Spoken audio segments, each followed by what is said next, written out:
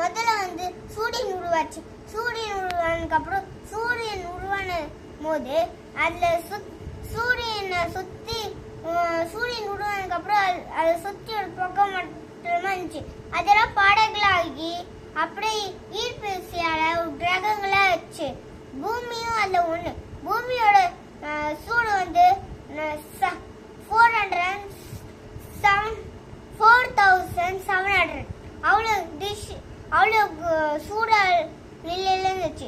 அப்ப எங்க வந்து ஒரு தீயா அந்த இலகிரகம் வந்து பூமி மோதிச்சு.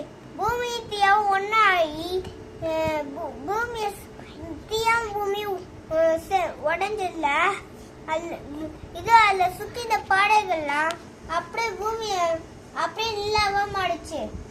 அப்பதான் ஒரு நாளோட நேரம் வந்து 6 மணி நேரம். அடுத்தது அடுத்த கொஞ்சம் கொஞ்சமா அதிகமாகி ஒரு நாளோட 20 நிமிஷம் ஆச்சு. அடுத்தது 24 ஹவர்ஸ் ஆச்சு ஒரு நாளோட. அடுத்தது தண்ணி எப்படி உருவாச்சுன்னா பூமியில சாட்டனோட வளையங்கள்ல இருக்கிற ஒரு தண்ணீர் தான் பூமி மேல குடுத்துச்சு. அதுல இருந்து தண்ணி ஆச்சு. முதல்ல பூமி வந்து அப்படி ப்ளூவா இருந்துச்சு.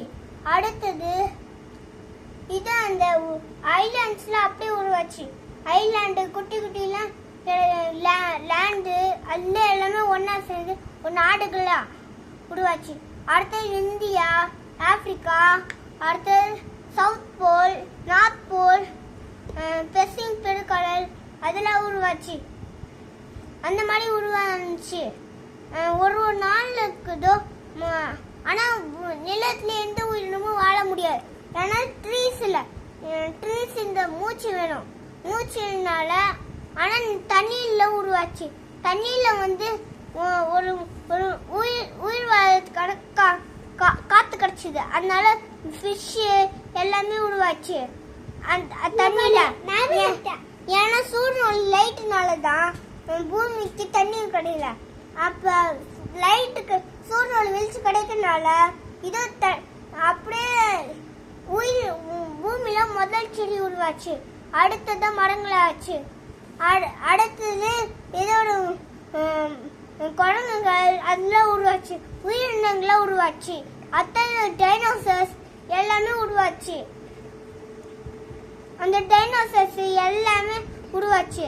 அடுத்த ஒரே ஒரு ஆஸ்ட்ராய்டுனால எல்லாமே அழிஞ்சிட்டு அடுத்தது சில குரங்குகள்லாம் தன்னோட இனத்தை தேடி போகும்போது அப்படியே கீழே இருந்து பொருட்களை எடுத்து சமைச்சு அடுத்த நெருப்பு எப்படி ஆதிவாசிகள்ல உருவாகி அடுத்ததுல மனுஷங்களா உருவாகி அப்படியே பில்டிங்ல கட்டி இப்ப நம்ம வாழ்ற பூமி வந்து உயிர் வாழ தகுதி இடமா ஆச்சு.